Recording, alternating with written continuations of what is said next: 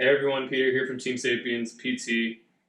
This is going to be the first episode of a segment I'm going to call Keeping Up with the Grandkids. So, the reason for this segment is because we have a lot of seniors and they want to keep up with their grandkids. Pretty simple explanation. Today I'm going to talk about a scenario that was discussed in today's session with one of the patients that inspired the idea for this segment. So, she likes to play with her grandson. Recently they were out in the driveway and their driveway is sloped, so apparently he likes to sit at the top of the driveway on a skateboard, roll down, and have his grandma catch him. So fun for the kid, fun for the grandma, gets to spend time with her grandson, but also can be quite strenuous, as you can imagine. So how do we approach this situation and make that activity easier for her? We're going to go to the whiteboard here, and I'm going to highlight some important factors for you guys. So we've got the house, we've got boy on the skateboard, grandma at the bottom of the driveway at some sort of incline. So from a physics and physical therapy standpoint, what do we need to assess about this situation? So there's a few things that we want to keep in mind here. So I'm going to draw a few equations up on the board and then explain the components of each and why they're relevant.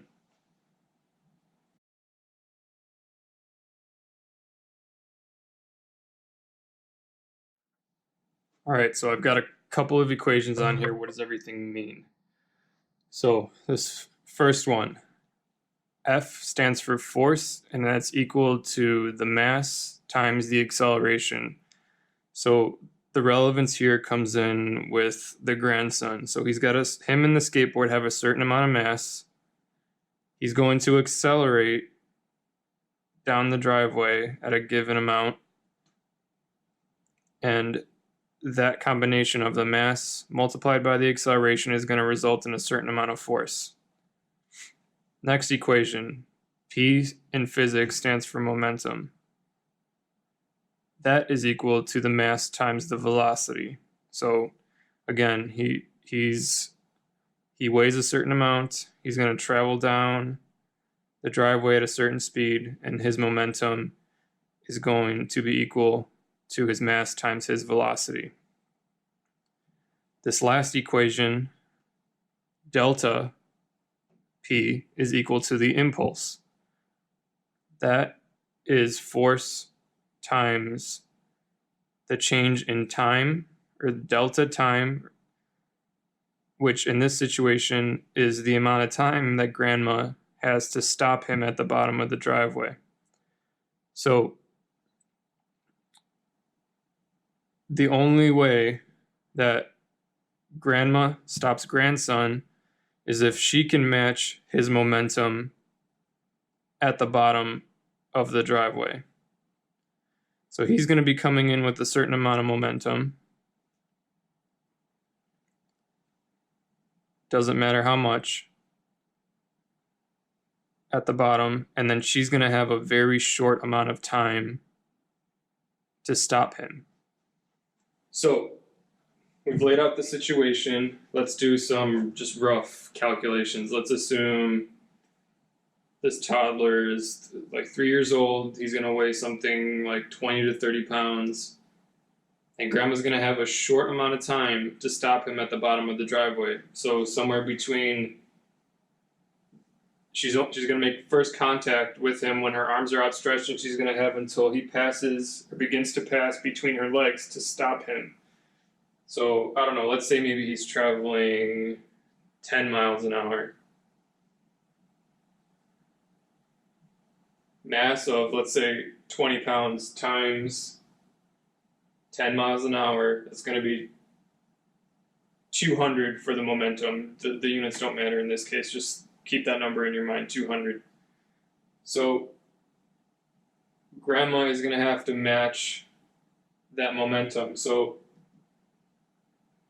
her impulse that she has to deliver, let's say she has half a second to stop him.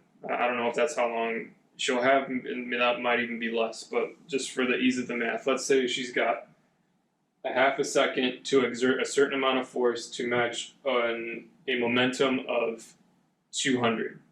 So easy math, essentially she has to exert a force of 400, because 400 times 0.5 equals 200, to stop her grandson from rolling into the street.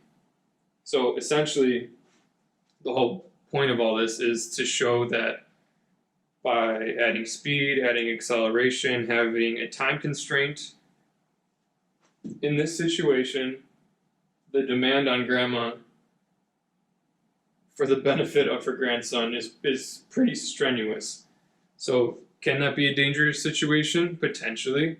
But let's prepare for it and make it not so, because this just comes down to a question of ability. Do you have the ability to exert the necessary force to keep your grandson safe and then keep yourself safe too, and keep having fun by playing this game? So let's go out into the gym and I will show you guys some techniques about how I would approach this situation. Alright, so we just laid out the situation between grandma at the bottom of the driveway and grandson at the top, and what she has to do in order to stop him safely at the bottom. A very direct correlate to that situation would be a kettlebell swing, because you have a very short amount of time to stop a given amount of weight and make sure it returns in the other direction. So kettlebell here, just like the grandson, this weighs just about 20 pounds, and the move is reach between your legs, let it swing up. So that's a little bit artificial. Once you get in the motion, this has a certain amount of speed, velocity, acceleration in this way, and I have to exert an equal and opposing impulse to stop it and then also overcome it to return it in the other direction. So if you can visualize grandson coming down the driveway, I've got to catch, slow him down, and probably return him in front of me a little bit. So it's exactly like this motion.